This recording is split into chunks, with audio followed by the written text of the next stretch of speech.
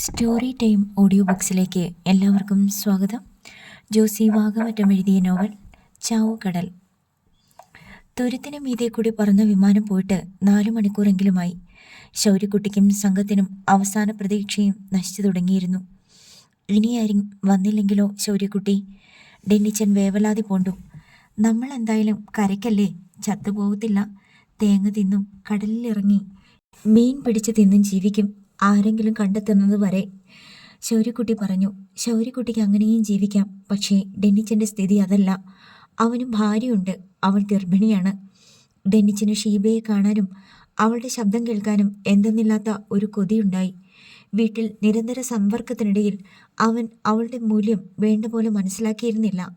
എന്നാലിപ്പോൾ ഈ നടുക്കടലിലെ കൊച്ചു തുരുത്തിൽ നാളെ ജീവിച്ചിരിക്കുമോ എന്ന നിശ്ചയം പോലുമില്ലാതെ കുടുങ്ങിക്കിടക്കുമ്പോൾ അവൻ തിരിച്ചറിയുന്നു, നാട്ടിൽ, വീട്ടിൽ, ഭാര്യയ്ക്കും കുടുംബാംഗങ്ങൾക്കും ഒപ്പം താൻ സ്വർഗീയമായ ജീവിതമാണ് ജീവിച്ചുകൊണ്ടിരുന്നത്.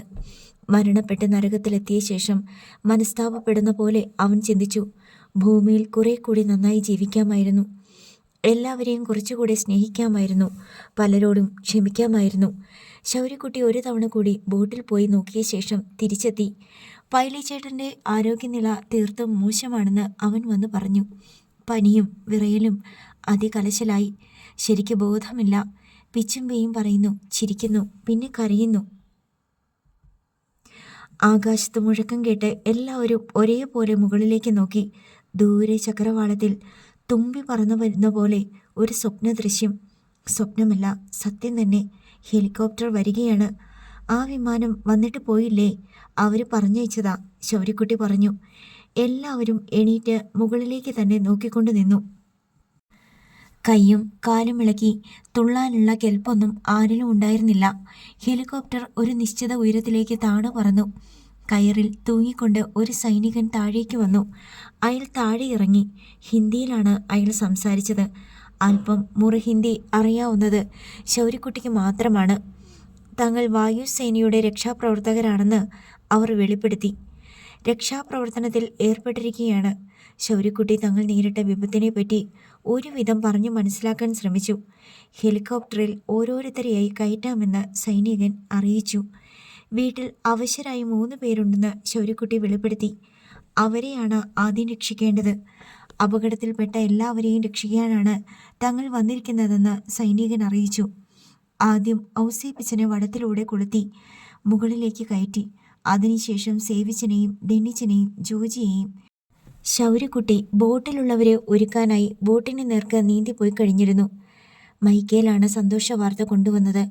ലക്ഷദ്വീപുകളിലെ കൽപ്പേനി ദ്വീപിന് സമീപമുള്ള ഒരു തുരുത്തിൽ തകർന്നടിഞ്ഞ നിലയിൽ ജാനറ്റ് എന്ന ഫിഷിംഗ് ബോട്ടും 9ഓളം മത്സ്യത്തൊഴിലാളികളെയും രക്ഷാസേന കണ്ടെത്തി ഹെലികോപ്റ്ററിൽ കയറ്റി രക്ഷപ്പെടുത്തിയത്രേ.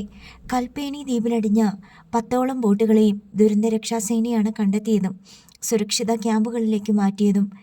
ജാനറ്റ് എന്ന ബോട്ട് സാരമായ കേടുപാടുകൾ സംഭവിച്ച് എഞ്ചിൻ പ്രവർത്തനം നിലച്ച് കടലിൽ ഒഴുകി. ഒടുവിൽ മനുഷ്യവാസമില്ലാത്ത ഒരു തുരുത്തിന് സമീപം ചെന്നടിയുകയായിരുന്നു എന്ന് മൈക്കേൽ വിശദീകരിച്ചു. മൈക്കേലിന് വിവരം ലഭിച്ചത് കോസ്റ്റ് ഗാർഡ് സേനയുടെ ക്യാമ്പിൽ നിന്നാണ്. അവർക്ക് വയർലെസ്സിലൂടെ വിവരം ലഭിച്ചിട്ടേ ഉള്ളൂ. ഔദ്യോഗികമായ സ്ഥിരീകരണം ഇനിയും വന്നിട്ടില്ല. എല്ലാവരും ടിവിക്ക് മുന്നിൽ ഇരിപ്പായി. 1.5 മണിക്കൂർ കൂടി കഴിഞ്ഞപ്പോൾ ടിവിയിൽ വാർത്ത വന്നു. കൽപ്പേനി ദ്വീപിന് സമീപം തുരുത്തിൽ അടിഞ്ഞ് ഒറ്റപ്പെട്ടു പോയ ജാനറ്റ് എന്ന ബോട്ടിലെ മത്സ്യത്തൊഴിലാളികളെ വ്യോമസേനയുടെ ഹെലികോപ്റ്റർ കണ്ടെത്തി രക്ഷപ്പെടുത്തിയെന്നായിരുന്നു വാർത്ത. രക്ഷപ്പെടുത്തിയവരിൽ ഒരാളുടെ നില ഗുരുതരമാണെന്നും എല്ലാവരെയും കവരത്തിയിലെ ഹോസ്പിറ്റലിൽ എത്തിച്ചുവെന്നും വാർത്താ ബുള്ളറ്റിൻ വെളിപ്പെടുത്തി. രക്ഷപ്പെട്ടവരുടെ പേര് വിവരങ്ങൾ പുറകെ വന്നു. ആനന്ദാശ്രുക്കളോടെയാണ് മൈക്കേലിൻ്റെ വീട്ടിലെ അന്തേവാസികൾ ആ വാർത്ത ശ്രവിച്ചത്. മേബിൾ നോക്കിയപ്പോൾ എല്ലാവരുടെയും കണ്ണുകൾ നിറഞ്ഞിരുന്നു. അത് കണ്ടപ്പോൾ അവളുടെ കണ്ണിലും കണ്ണുനീർ പൊടിഞ്ഞു. വാർത്ത കണ്ടുകൊണ്ടിരുന്ന സൈമൺ തരകൻ കയ്യിലുണ്ടായിരുന്ന വാട്ടർ ബോട്ടിൽ ടിവിയുടെ നേർക്ക് വലിച്ചെറിഞ്ഞ് ചാടി എഴുന്നേറ്റു. കഴിവേറുടെ മോൻ ചത്തില്ല. എൽസമ്മയും ആൺമക്കളും പകച്ച് സൈമൺ തരകനെ നോക്കി. പ്ലാസ്റ്റിക് ബോട്ടിലായിരുന്നതുകൊണ്ട് ടിവി സ്ക്രീനിന് തകരാറൊന്നും സംഭവിച്ചില്ല. സൈമൺ തരകൻ അടക്കാനാവാത്ത അമർഷത്തോടെ സിറ്റൗട്ടിലേക്ക് ഇറങ്ങി. പിന്നെന്തിനു വേണ്ടിയായിരുന്നു ഓഖി എന്ന ചുഴലിക്കാറ്റും കടൽക്ഷോഭവും? ആകാശങ്ങളിലിരിക്കുന്ന സകല ദൈവങ്ങളുടെയും നേർക്ക് അയാൾ മനസ്സുകൊണ്ട് അലറി. ശൗരി എന്ന കൊടും പിശാചിനെ കടലിൽ എന്നേക്കുമായി അടയ്ക്കാൻ വേണ്ടിയുള്ള ചുഴലിക്കാറ്റാണതെന്നും ആകാശത്ത് നിന്ന് ദൈവമാണതിനെ അയച്ചതെന്നും അയാൾ അന്ധമായി വിശ്വസിച്ചിരിക്കുകയായിരുന്നു. അല്ലെങ്കിൽ പിന്നെ എന്തിനു വേണ്ടി? എത്രയോ മനുഷ്യജീവിതങ്ങൾ കടലിലടിഞ്ഞു, എത്ര ശവശരീരങ്ങൾ കരയ്ക്കടിഞ്ഞു, എത്രയോ 1000 കോടി രൂപയുടെ നാശനഷ്ടങ്ങൾ, എത്രയോ 1000 പേരുടെ വീടുകൾ തകർന്നു, എത്രയധികം വിലപിടിപ്പുള്ള ബോട്ടുകളും വള്ളങ്ങളും മുങ്ങി. ശൗര്യക്കുട്ടിയുടെ ജീവനെടുക്കാൻ വേണ്ടി ആയിരുന്നെങ്കിൽ അതൊന്നും നഷ്ടമേ അല്ലായിരുന്നു. എല്ലാ നാശനഷ്ടങ്ങൾക്കും പകരം വെച്ചേനെ സൈമൺ തരകൻ അവൻ്റെ ജീവൻ. ഇപ്പോൾ സൈമൺ തരകന് മനസ്സിലായി, തൻ്റെ നഷ്ടങ്ങൾ കോടിക്കണക്കിന് രൂപയുടേതാണ്. കാരക്കാട്ട് ബംഗ്ലാവിന് പിന്നിലെ ഏക്കർ കണക്കിന് വിസ്തീർണമുണ്ടായിരുന്ന ബീച്ച് കടലെടുത്തു പോയി. 12 ഏക്കർ തെങ്ങും പറമ്പ് ഭൂരിഭാഗവും ഇപ്പോൾ കടലാണ്. പണിഞ്ഞുകൊണ്ടിരുന്ന ഫാക്ടറിയിലും ഐസ് പ്ലാന്റിലും ഇപ്പോൾ തിരമാലകൾ യഥേഷ്ടം കയറിയിറങ്ങുന്നു. അവശേഷിച്ചിരുന്ന 4 വള്ളങ്ങളിൽ 3 മുങ്ങിപ്പോയി. അതിലുണ്ടായിരുന്നവരെ തെരച്ചിൽ ബോട്ടുകാരും രക്ഷാസേനയും ചേർന്ന് രക്ഷപ്പെടുത്തിയെന്ന് മാത്രം.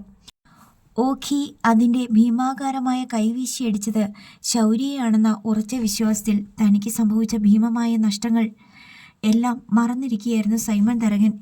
ഇപ്പോൾ അയാൾക്ക് ബോധ്യപ്പെട്ടു, ശൗര്യയ്ക്കല്ല അടി കിട്ടിയത്, തൻ്റെ മുഖമടച്ചായിരുന്നു അടി.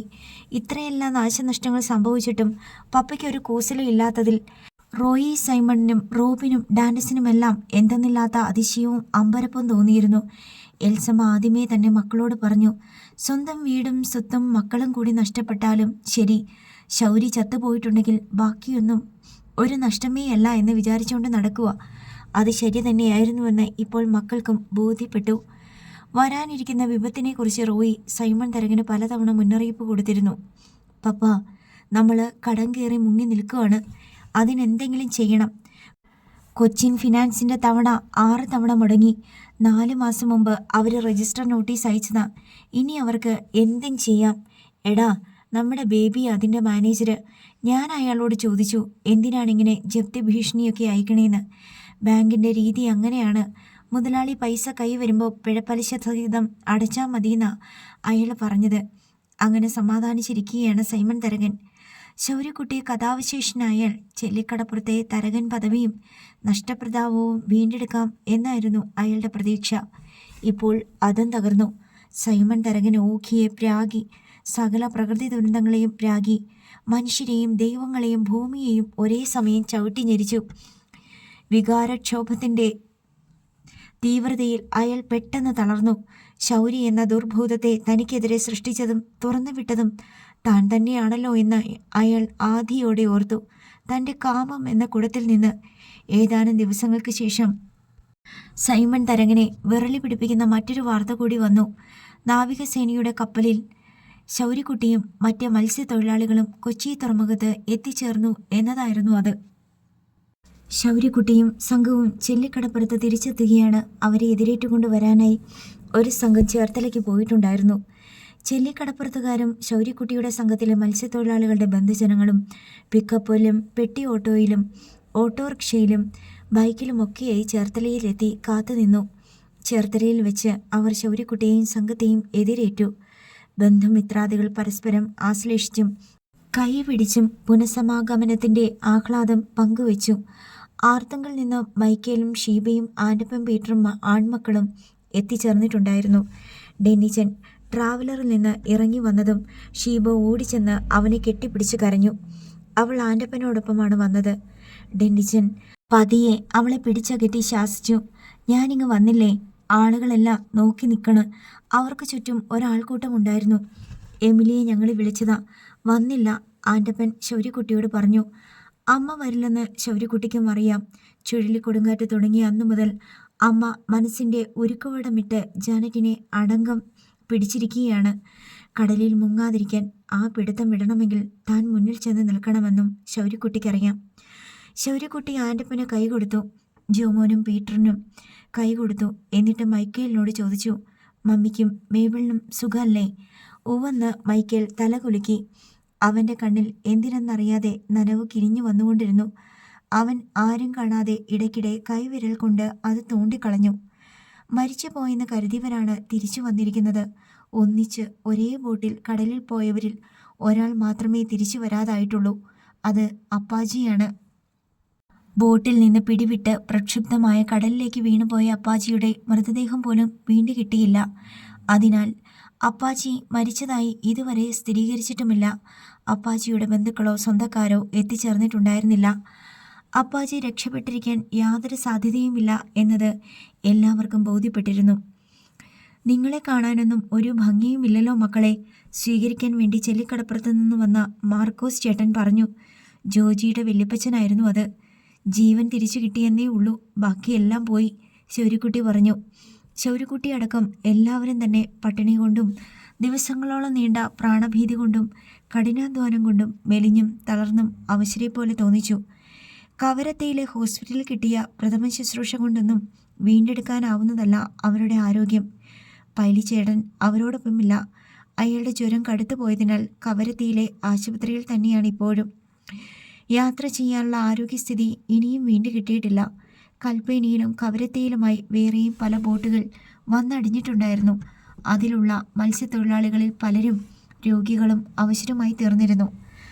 അവരിൽ പലരും ഇപ്പോഴും കവരത്തിയിലെ ഹോസ്പിറ്റലിൽ തന്നെ. ദുരിതാശ്വാസ ക്യാമ്പുകളിൽ ഇനിയും മത്സ്യത്തൊഴിലാളികൾ നാട്ടിലേക്ക് മടങ്ങാനായി കാത്തുകിടക്കുന്നു.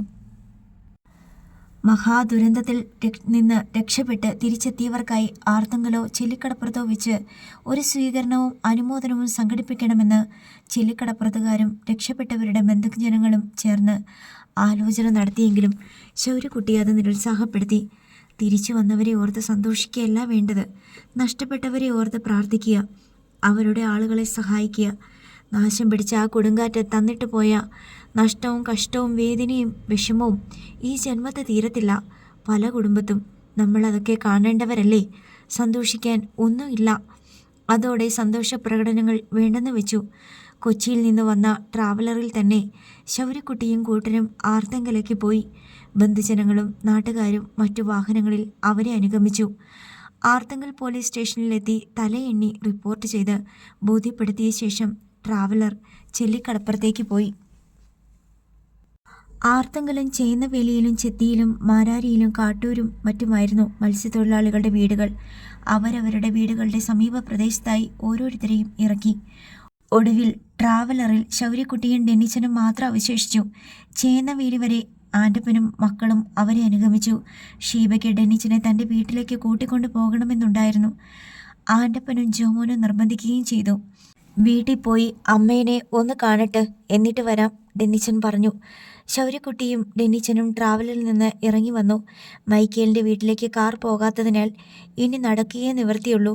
ഡെന്നിച്ചൻ്റെ കൂടെ ഷീബയും പോവുകയാണെന്ന് പറഞ്ഞപ്പോൾ കാർ റോഡരികിൽ ഒതുക്കിയിട്ടിട്ട് ആൻ്റപ്പനും ജോമോനും പീറ്ററും പുറകെ ചെന്നു. മൈക്കേൽ ബൈക്കേൽ അവരെ പിൻചെന്നു. എമിലി സിറ്റൗട്ടിലിറങ്ങി നോക്കി നിൽപ്പുണ്ടായിരുന്നു. തൻ്റെ മക്കൾ. അവൾ ഇടം കൈകൊണ്ട് കണ്ണു തുടച്ചു.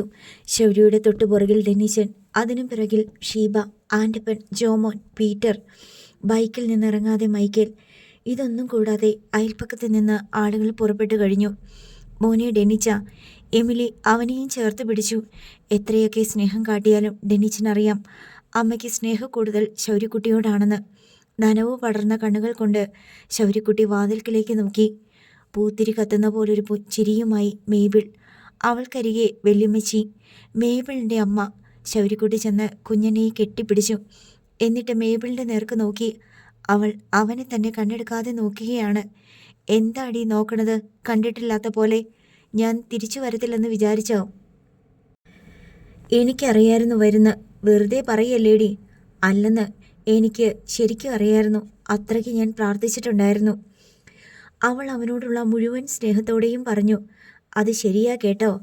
എമിലി അവൾ പറഞ്ഞതിനോട് അനുകൂലിച്ചു. എന്നെക്കാളും വിശ്വാസം ഇവൾക്കായിരുന്നു. ആണോ എന്ന് ചോദിക്കും പോലെ ശൗര്യക്കുട്ടി അവളുടെ നേർക്ക് നോക്കി.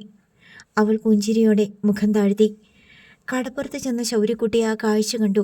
ഭാഗികമായി ഇടിഞ്ഞു തകർന്ന തൻ്റെ വീട്, കടൽ അധിനിവേശം നടത്തിയ ചെല്ലിക്കടപ്പുറം, പൂർണ്ണമായും ഭാഗികമായും തകർന്ന മറ്റനേകം വീടുകൾ.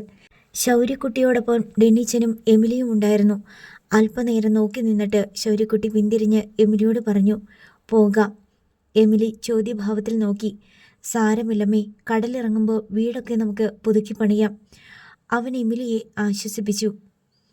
അനേകായിരം കോടി രൂപയുടെ നാശനഷ്ടങ്ങൾ, കൃത്യമായി 36,000 കോടി രൂപയുടെ നഷ്ടം. ആകെ മരിച്ചവരിൽ 318, കാണാതായവർ 141, 36,000 കുടുംബങ്ങൾ, 1.25 ലക്ഷം ദുരന്തബാധിതർ, ആയിരക്കണക്കിന് വീടുകൾ, നൂറുകണക്കിന് ബോട്ടുകൾ, വള്ളങ്ങൾ, വലകൾ, മറ്റുപകരണങ്ങൾ. ഓഖി ചുഴലിക്കാറ്റ് ബാക്കി വെച്ചിട്ട് പോയ നഷ്ടങ്ങളുടെ ലിസ്റ്റിൽ ഇനിയും പലതും എഴുതി ചേർക്കാനുണ്ട്. എന്നിട്ടും മനുഷ്യൻ ദുരിതം സൃഷ്ടിച്ച അപാര ശൂന്യതയിൽ നിന്നും ജീവിതം പടുത്തുയർത്തുകയാണ്. തകർന്ന വീടുകൾ പുനർനിർമ്മിക്കുന്നു. കടപ്പുറത്ത് ആയിരക്കണക്കിന് മണൽ ചാക്കുകൾ അടുക്കി പ്രതിരോധം തീർക്കുന്നു. ഭാഗികമായി തകർന്ന വീടുകളുടെ അറ്റകുറ്റപ്പണികൾ നടത്തുന്നു. മരിച്ചവരുടെയും വീട് തകർന്നവരുടെയും വള്ളവും ബോട്ടും നഷ്ടപ്പെട്ടവരുടെയും കുടുംബങ്ങൾക്ക് നഷ്ടപരിഹാരവും സഹായധനവും, മുഖ്യമന്ത്രിയുടെ ദുരിതാശ്വാസ ഫണ്ടിൽ നിന്ന് സഹായങ്ങൾ, ഒപ്പം അതിജീവനത്തിൻ്റെ സാഹസിക സംരംഭങ്ങളിൽപ്പെട്ട് നട്ടം തിരിയുന്നവരെ സഹായിക്കാനായി ഫണ്ടിൽ നിന്നുമുള്ള കൈയിട്ടുവാരൽ, അനർഹരായവർക്ക് വീതിച്ചു നൽകൽ, ഫണ്ട് വകമാറ്റി ചെലവഴിക്കൽ തുടങ്ങിയ അധാർമിക പ്രവൃത്തികളും മാലാഖയ്ക്കൊപ്പം ചെകുത്താനുമെന്ന പോലെ മുന്നേറിക്കൊണ്ടിരുന്നു.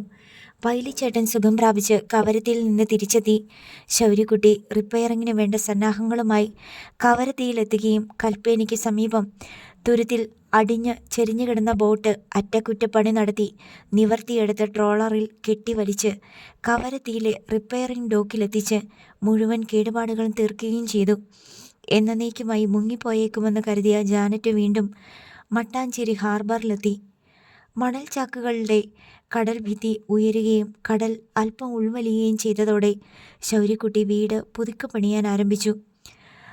ബേബി കുരുവിള മാനേജറായിട്ടിരിക്കുന്ന കൊച്ചിൻ ഫിനാൻസിൽ നിന്നാണ് വീട് പുതുക്കി പണിയാനുള്ള ലോൺ എടുത്തത്.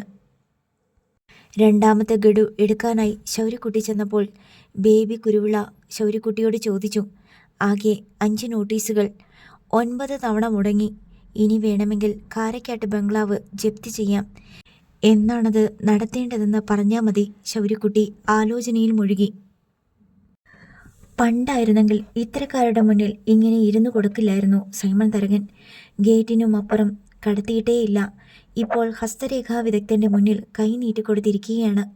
കൈനോട്ടക്കാർ, മുഖലക്ഷണം പറയുന്നവർ, പക്ഷിശാസ്ത്രജ്ഞർ, നാളും നക്ഷത്രവും ജനനസമയവും ഗണിച്ച് ഭാവി പ്രവചിക്കുന്ന ജ്യോതിഷികൾ, കവടി നിരത്തുന്നവർ തുടങ്ങിയവർക്കൊന്നും കാരിക്കാട്ട് ബംഗ്ലാവിൻ്റെ ഗേറ്റ് കടക്കാൻ കഴിഞ്ഞിരുന്നില്ല. തട്ടിപ്പുകാർ വേഷം കെട്ടി നടക്കുന്നു എന്നാണ് ഇത്തരക്കാരെക്കുറിച്ച് സൈമൺ തരകൻ പരിഹസിക്കുക. എന്നാൽ ഇന്ന് താടിയും മുടിയും നീട്ടി വളർത്തിയ, കണ്ടാൽ യോഗീയവര്യനെ പോലെയുള്ള ഒരു കൈനോട്ടക്കാരൻ തുറന്നു കിടന്ന ഗേറ്റിലൂടെ കാരിക്കാട്ട് ബംഗ്ലാവിൻ്റെ പൂമുഖത്തെത്തിയപ്പോൾ എന്തുകൊണ്ടോ ആട്ടി ഓടിക്കാൻ സൈമൺ തരകന് തോന്നിയില്ല. സൈമൺ തരകൻ കൈ നീട്ടിക്കൊടുത്ത് സിറ്റൗട്ടിലെ കസേരയിലിരുന്നു. കൈനോട്ടക്കാരൻ ഗ്രാനൈറ്റ് വിരിച്ച തറയിലും തമിഴ് ചുവ കലർന്ന മലയാളത്തിൽ ഹസ്തരേഖക്കാരൻ പറഞ്ഞുകൊണ്ടിരുന്നു. കഷ്ടകാലമാണ്. ഒരുപാട് സ്വത്തുണ്ടായിരുന്നു, എല്ലാം കയ്യിൽ നിന്ന് ചോർന്നുപോയി. ഒരു ശാപം കിടപ്പുണ്ട്, അതാണ് നാശത്തിന് കാരണം. അതിന് പരിഹാരം കാണാതെ രക്ഷപ്പെടുമെന്ന് തോന്നുന്നില്ല. 2 വ്യാഴവട്ടക്കാലമായിട്ട് പരാജയം തന്നെയാണ് എല്ലായിടത്തും. ശാപമോ? ആരുടെ ശാപം? സൈമൺ തരകന് ദേഷ്യം വന്നു. എടോ, കടല് പോലെ സ്വത്തുണ്ടായിരുന്നവരാ കാരക്കാട്ടുകാർ. വടക്ക് ചെല്ലാനം മുതൽ തെക്ക് ആറാട്ടുപുഴ വരെ സ്വത്തുണ്ടായിരുന്നു. ഡസൻ കണക്കിന് വള്ളങ്ങളുണ്ടായിരുന്നു. എടോ, കടലിനെ ശപിച്ച ആ ശാപം കടലിനേക്കോ?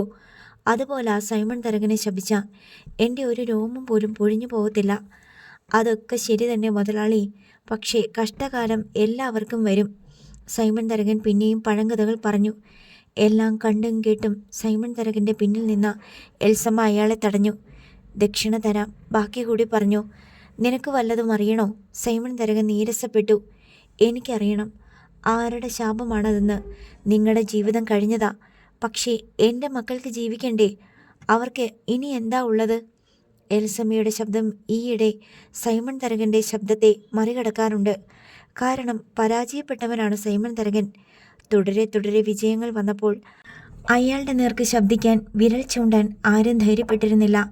എൽസമ്മ കൈനോട്ടക്കാരന് 100 രൂപ ദക്ഷിണ കൊടുത്തു. ശാപമുണ്ട്. കൈനോട്ടക്കാരൻ വീണ്ടും പറഞ്ഞു. ഒരു പെണ്ണിൻ്റെ ശാപം. എൽസമ്മയ്ക്ക് താല്പര്യമായി. 10-20 കൊല്ലമായിട്ട് ആ ശാപം ഈ കുടുംബത്തെ പിന്തുടരുകയാണെന്ന് അയാൾ വിശദീകരിച്ചു. അതിനുശേഷം നാശനഷ്ടങ്ങളെ ഉണ്ടായിട്ടുള്ളൂ. കോടിക്കണക്കിന് രൂപ കയ്യിൽ നിന്ന് പോയി. ചതിക്കപ്പെട്ടു. ശാപം മാറ്റണം, അല്ലെങ്കിൽ താമസിക്കുന്ന വീടും ചവിട്ടുന്ന മണ്ണും കൂടി നഷ്ടപ്പെടും. ഈ വീടൊന്നും ആരും കൊണ്ടുപോകില്ലടോ. ഇത് കാരക്കാട്ട് തറവാടാ. ഇത് കൈവശപ്പെടുത്താൻ ധൈര്യമുള്ളവൻ ഇനി ജനിക്കണം. കൈനോട്ടക്കാരൻ എൽസമ്മയുടെ കൈയും പരിശോധിച്ചു. 4 മക്കളുണ്ടെങ്കിലും 3 പേരെ കൂടെയുള്ളൂ എന്ന് പറഞ്ഞു. 1 പെണ്ണും 3 ആണും എന്ന് കൈനോട്ടക്കാരൻ പറഞ്ഞത് കൃത്യമായിരുന്നു. മോളെ കെട്ടിച്ചയച്ചു. ഇപ്പം 3 പേരേ ഉള്ളൂ കൂടെ. അങ്ങനെയല്ലമ്മ, ആൺമക്കളിൽ ഒരുവൻ കൂടെയില്ല. എൽസമ്മ അന്തം വിട്ടു. റോബിനും റോയിസും ഡാൻഡസും ഇവിടെ തന്നെയുണ്ട്. പക്ഷെ കൈനോട്ടക്കാരൻ തർക്കിച്ചു. മക്കളിൽ ഒരുത്തന് ഈ വീട്ടിൽ താമസിക്കാൻ യോഗമുണ്ടായിട്ടില്ലെന്ന് അയാൾ തീർത്തു പറഞ്ഞു. എൻ്റെ ആൺമക്കൾ 3 പേര് ഇവിടെയുണ്ട്. നിങ്ങൾ പറയുന്നത് സൈമൺ മുതലാളിയുടെ കാര്യമായിരിക്കും. ശൗരിക്കുട്ടി തൻ്റെ ഭർത്താവിൻ്റെ സന്തതിയാണല്ലോ എന്നത് മനസ്സിൽ വെച്ചുകൊണ്ടാണ് എൽസമ്മ പറഞ്ഞത്. അമ്മ, നിങ്ങളുടെ കൈ നോക്കിയിട്ടാണ് ഞാൻ പറയണത്. മുതലാളിയുടെ കൈ നോക്കുമ്പോൾ 4 5 അതിലും കൂടുതലുണ്ട്. എണീറ്റ് പോടോ. തൻ്റെ കൈനോട്ടം ഓരോ തട്ടിപ്പുമായിട്ട് ഇറങ്ങിക്കോളും. സൈമൺ തരകൻ ദേഷ്യപ്പെട്ടു. ഞാൻ ദക്ഷിണ കൊടുത്തതാ. എനിക്ക് വിവരം അറിയണം. എൽസമ്മ പറഞ്ഞു. ഈ വീട്ടിൽ നിന്ന് ഇറങ്ങിപ്പോകേണ്ടി വരുമോ? ഇവിടുന്ന് പോണം. ലക്ഷണം അങ്ങനെയാ. കൈനോട്ടക്കാരൻ തൻ്റെ മാറാപ്പ് മുറുക്കി എഴുന്നേറ്റു. അങ്ങനെ പോയാൽ എങ്ങനെയാ? അതിനെന്തെങ്കിലും പരിഹാരം ഉണ്ടോയെന്ന് പറ, എൽസമ്മ ചോദിച്ചു. അയാൾ നിഷേധാർത്ഥത്തിൽ തലയാട്ടി. ഇനി വല്ലതും പറയണമെങ്കിൽ 200 രൂപ കൊടുക്കണമെന്ന് പറഞ്ഞു. താൻ 200 രൂപ വാങ്ങിച്ചിട്ട് ഒന്നും ഉണ്ടാക്കണ്ട. ഒന്ന് പോയാട്ട്. സൈമൺ തരകൻ അയാളോട് തട്ടിക്കയറി. കൈനോട്ടക്കാരൻ തലയും കുനിച്ച് ഇറങ്ങി നടന്നു. അയാൾ പറഞ്ഞത് കുറേയൊക്കെ ശരിയാ. എല്ലാം പോയില്ലേ. വള്ളങ്ങൾ നഷ്ടപ്പെട്ടു. ബോട്ടുകൾ ഉണ്ടായിരുന്നത് എവിടെ പോയെന്ന് പോലും അറിഞ്ഞൂടാ. 12.5 ഏക്കർ തെങ്ങും പൊരിയണം കടലെടുത്തു. ഫാക്ടറിയും ഐസ് പ്ലാന്റും പാതി വഴിക്ക് പണി നിർത്തി. ഇപ്പം അവിടെയും കടൽ കയറി. ഒരു ശാപമില്ലേ ഇതിൻ്റെ എല്ലാം പുറകിൽ? ആരുടെ ശാപമിടി കഴിവറുടെ മോളെ? സൈമൺ തരകൻ ചീറി. അറിഞ്ഞൂടാ അല്ലേ? എൽസമ്മ അയാളെ രൂക്ഷമായി നോക്കി. ശൗര്യയുടെ അമ്മയുണ്ടല്ലോ, എമിലി, അവളുടെ. അത് കേട്ടതും സൈമൺ തരകൻ പൊട്ടിച്ചിരിച്ചു. എടി, ഈച്ചയും കൊതുകും ശപിച്ച മനുഷ്യന് ഏക്കോടി കഴുതേ. ബുദ്ധി കേട്ടവളെ. മനുഷ്യ സ്ത്രീ ശപിച്ചായി ഏൽക്കും. എമിലിയുടെ സ്ഥാനത്ത് ഞാനാണെങ്കിൽ ഞാൻ ശപിച്ചാലും ഏൽക്കും. എൽസമ്മ വീറോടെ പറഞ്ഞു. പോടി എൻ്റെ മുമ്പിൽ നിന്ന്. സൈമൺ തരകൻ കൈ ചൂണ്ടി ആക്രോശിച്ചു. വെല്ലുവിളിക്കും പോലെ അയാളുടെ ചൂണ്ടുവിരലിലേക്കും മുഖത്തേക്കും മാറി മാറി നോക്കി. എൽസമ്മ തെല്ലുനേരം കൂടി നിന്നു. പിന്നെ പിന്തിരിഞ്ഞു പോയി. സൈമൺ തരകൻ പുറത്തേക്കിറങ്ങാൻ ഭാവിക്ക് ഒരു കാർ ഗേറ്റിന് നേർക്ക് വരുന്നത് കണ്ടു. പരിചയമുള്ള കാറാണല്ലോ എന്ന് വിചാരിക്കുമ്പോഴേക്കും അത് ബംഗ്ലാവിൻ്റെ മുൻപിലേക്ക് വന്നു. കൊച്ചിൻ ഫിനാൻസിൻ്റെ മാനേജർ ബേബി കുരുവിളയുടെ കാർ. സൈമൺ തരകൻ നോക്കി നിൽക്കെ ബേബി കുരുവിള കാറിൽ നിന്നിറങ്ങി. ഇതെന്താണ് വിളിക്കാണ്ടേയും പറയാണ്ടേയും? സൈമൺ തരകൻ സൗഹാർദ്ദ ചിരിയോടെ ചോദിച്ചു. ബേബി കുരുവിള സിറ്റൗട്ടിലേക്ക് കയറി വന്നു. ഞാൻ പെട്ടെന്ന് വന്നതെന്താണെന്ന് വെച്ചാൽ ഒരു പ്രശ്നമുണ്ട്, ബേബി കുരുവിള പറഞ്ഞു. വാ, അകത്തോട്ടിരുന്ന് സംസാരിക്കാം. സൈമൺ തരകൻ ബേബി കുരുവിളയെ നിർബന്ധപൂർവ്വം കൂട്ടിക്കൊണ്ട് തൻ്റെ മുറിയിലേക്ക് പോയി. കുടിക്കാൻ എന്തെങ്കിലും എടുക്കട്ടോ? ചായ, കാപ്പി, ജ്യൂസ്?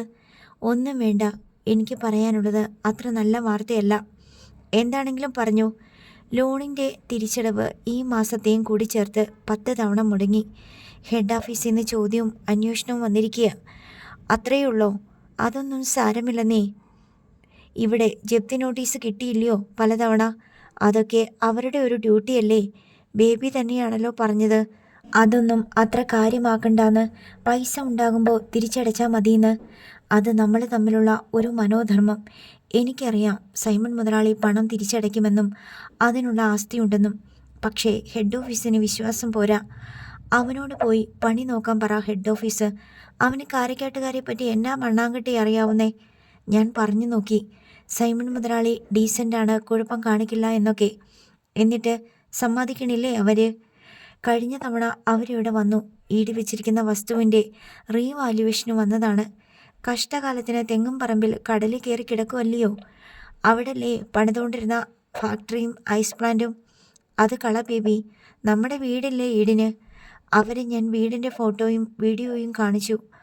അവർക്ക് ഇവിടെ വന്ന് കാണണമെന്നുണ്ടായിരുന്നു. പക്ഷേ നാട്ടുകാരറിഞ്ഞ നാണക്കേടല്ലേ? പക്ഷേ അവർക്ക് തൃപ്തി പോരാ. ഈ വീടിൻ്റെ പേരിൽ ഇത്രയും ലോൺ കൊടുക്കരുതായിരുന്നെന്നാണ് അവർ പറയുന്നത്. അവർ ഏത് കോത്താഴത്തുകാരാ? 1.25 ഏക്കറായി വീടും കോമ്പൗണ്ടും ബീച്ചും കൂടെ. ബീച്ചില്ലല്ലോ ഇപ്പോൾ.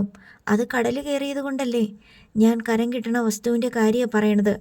10 കോടീൻ്റെ മുതലാണ്, മനസ്സിലായോ? അതൊക്കെ ശരിയായിരിക്കും. പക്ഷേ ലോൺ കുടിശ്ശിക ഇപ്പം തന്നെ 50 ലക്ഷത്തിന് മേലെയുണ്ട്. 1-2 തവണ അടച്ച് തൽക്കാലം നിൽക്കാൻ പാടില്ലേ? ഇനി തവണ അടയ്ക്കൽ നടക്കൂല.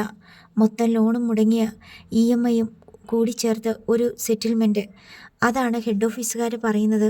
ഒരു 4 ഗഡുവായിട്ട് അടച്ചു തീർത്താൽ മതി. ഈ മാസം 4-1 അടയ്ക്കുക, അടുത്ത മാസം 4-1, അങ്ങനെ 4 ഗഡുക്കൾ. മാസം 1 കോടി രൂപ വെച്ച് അടയ്ക്കാനോ? ബേബി എന്താണ് ഈ പറയണത്? മാസം 5 ലക്ഷം വെച്ചുള്ള തവണ അടയ്ക്കാൻ പറ്റാതിരിക്കുമ്പോഴാ 1 കോടി. നടക്കണ കാര്യമല്ല ബേബി. ജപ്തി വന്ന ആകെ നാണക്കേടാകും മുതലാളിക്ക്. ബേബി അവരോട് പറ, കടലിറങ്ങി പോട്ട്. നമ്മൾ ആ തെങ്ങും പറമ്പ് വിൽക്കും. നമുക്ക് അടുത്ത ആഴ്ച സംഗതി നടക്കണം. അത് നടക്കില്ല ബേബി. അപ്പോൾ ജപ്തി നടക്കും. ഇങ്ങനൊന്നുമല്ലല്ലോ ബേബി പറഞ്ഞുകൊണ്ടിരുന്നത്. ജപ്തിയൊന്നും ഉടനെ വരത്തില്ലെന്നാണല്ലോ. ഇത് നല്ല ചതിയായിപ്പോയി. ഹെഡ് ഓഫീസിൽ നിന്ന് പറയുമ്പോൾ ഞാൻ എന്ത് ചെയ്യാനാ? ഇപ്പോൾ ഇങ്ങനെ പറഞ്ഞാൽ ഞാനും എന്നാ ചെയ്യാനാ? സൈമൺ തരകന് നീരസമായി. എന്തെങ്കിലും ആലോചിക്ക്. ഇവിടെ അറിയിക്കേണ്ടത് എൻ്റെ കടമയാണല്ലോ. ഓർക്കാപ്പുറത്ത് ജപ്തി വരുമ്പോൾ ഞാൻ കാലും മാറിയെന്ന് പറയരുത്. ഒരാഴ്ച സമയം തരാം. മുന്നറിയിപ്പ് നൽകിയിട്ട് ബേബി കുരുവിള യാത്ര പറഞ്ഞിറങ്ങി. എൽസമ്മ ചായ കൊണ്ടുവന്നെങ്കിലും അത് കുടിക്കാൻ അയാൾ നിന്നില്ല. കൈനോട്ടക്കാരൻ പറഞ്ഞത് ശരിയായി വരുമോ? എൽസമ്മ പരിഹാസ ധ്വനിയിൽ ചോദിച്ചു. നിന്റെ കരുനാക്ക് വായിലിട്ടോണ്ട് പൊയ്ക്കോ. സൈമൺ തരകൻ കയർത്തു. അടുത്ത ദിവസം ബേബി കുരുവിള റോബിനെ ബാങ്കിലേക്ക് വിളിച്ചു വരുത്തി. പണം തിരിച്ചടച്ചില്ലെങ്കിൽ ജപ്തി ഉണ്ടാകും. നിങ്ങളുടെ പപ്പയെ പറഞ്ഞ് മനസ്സിലാക്ക്. ബേബി കുരുവിള ആർത്തുമുറിച്ച് പറഞ്ഞു. റോബിൻ വീട്ടിൽ വന്ന് കുടുംബാംഗങ്ങളുമായി വിഷയം ചർച്ച ചെയ്തു. ജപ്തി നടപടി ഉണ്ടാകും. അത് തടയാനൊന്നും പറ്റില്ല. ഏറ്റവും ചുരുങ്ങിയത് കുടിശ്ശികയെങ്കിലും അടച്ചു തീർക്കേണ്ടി വരും. 50 ലക്ഷം രൂപയൊക്കെ നിസ്സാര തുകയാണോ? കടമായിട്ട് ചോദിച്ചാൽ ആരെങ്കിലും തരുമോ? എൽസമ്മയ്ക്ക് ആദ്യ കയറി. അറകിലെ ചാർലി അങ്കിളിനോട് ചോദിച്ചാലോ? റോയി സൈമൺ ആരാഞ്ഞു. ഡാൻഡസ് അവിടുത്തെ മൂപ്പരുടെ മകളെ കല്യാണം കഴിക്കാൻ പോകുമല്ലേ? അത് വേണ്ട, എൽസമ്മ വിലക്കി. ആ കല്യാണം കൂടി നടക്കാതെ പോകും. ചാർലി സാറിന് അറിയാൻ വയ്യല്ലോ നമ്മുടെ അവസ്ഥ. അറിയാതിരിക്കുന്നതാ നല്ലത്. അത് ശരിയാണെന്ന് റോബിന് തോന്നി. കിടപ്പാടം കൂടി ജപ്തിയാകാൻ പോകുന്ന ഒരു വീട്ടിലേക്ക് ഏതെങ്കിലും മാതാപിതാക്കൾ സ്വന്തം മകളെ കല്യാണം കഴിപ്പിച്ച് അയക്കുമോ? കൂട്ടായ ആലോചനയ്ക്കൊടുവിൽ ഉരുത്തിരിഞ്ഞു വന്ന സൂത്രവാക്യം ഇതായിരുന്നു. ബാങ്ക് നടപടിക്ക് മുമ്പ് ഡാൻഡസും സോണിയ റോസും തമ്മിലുള്ള വിവാഹം നടത്തുക. പിന്നീട് ജപ്തി വന്നാൽ അറയ്ക്കൽ ചാർലി സേവിയറിൻ്റെ സഹായം തേടുക. സ്വന്തം മകളും ഭർത്താവും കൂടി ആവശ്യപ്പെട്ടാൽ അറയ്ക്കൽ ചാർലിക്ക് സഹായിക്കാതിരിക്കാൻ പറ്റില്ല. ഡാൻഡസും സോണിയ റോസും തമ്മിലുള്ള മനസ്സമ്മതം ഒരു തവണ മുടങ്ങിപ്പോയതാണ്. ഡാൻഡസ് ആക്സിഡൻറ്റ് പറ്റി കിടപ്പിലായതാണ് കാരണം. 3 മാസത്തോളം ഡാൻഡസിന് ഒരേ കിടപ്പ് തന്നെ വേണ്ടി വന്നു. പിന്നെ ക്രച്ചസ് ഉപയോഗിച്ച് നടന്നു തുടങ്ങി. ഇനി ഒരു ഓപ്പറേഷൻ കൂടി ബാക്കിയുണ്ട്. കാലിൻ്റെ തുടയസ്ഥയോട് ചേർന്ന് ബന്ധിപ്പിച്ച അയൺ റാഡുകൾ നീക്കം ചെയ്യണം. അതും കൂടി കഴിഞ്ഞിട്ട് മതി മനസ്സമ്മതവും വിവാഹവും എന്ന് തീരുമാനിച്ചിരിക്കുകയായിരുന്നു ഡാൻഡസ്. പെട്ടെന്ന് ഉരുത്തിരിഞ്ഞു വന്ന അടിയന്തര സാഹചര്യത്തിൽ ഡാൻഡസിന് കുടുംബാംഗങ്ങളുടെ നിർബന്ധത്തിന് വഴങ്ങിയല്ലാതെ ഗത്യന്തരമില്ലായിരുന്നു. നീയും സോണിയും തമ്മിലുള്ള കല്യാണം നടക്കണമെങ്കിൽ ഈ ഒരൊറ്റ വഴിയേ ഉള്ളു. വീട് ജപ്തിയായി കഴിഞ്ഞാൽ അറയ്ക്കൽ ചാർലി കല്യാണത്തിന് സമ്മതിക്കത്തില്ലെന്ന് മാത്രമല്ല, നമുക്ക് കാരക്കാട്ട് ബംഗ്ലാവ് കയ്യിൽ നിന്ന് പോവുകയും ചെയ്യും. ഇത് രണ്ടും നഷ്ടപ്പെടാതിരിക്കാൻ ഒറ്റ വഴിയേ ഉള്ളൂ. സൈമൺ തരകൻ പന്ത് ഡാൻഡസിൻ്റെ കാൽ ചുവട്ടിലേക്ക് തട്ടിയിട്ട് കൊടുത്തു. എങ്ങനെ വേണമെന്ന് നീ തീരുമാനിച്ചോ? ഡാൻഡസ് സമ്മതം മൂളി.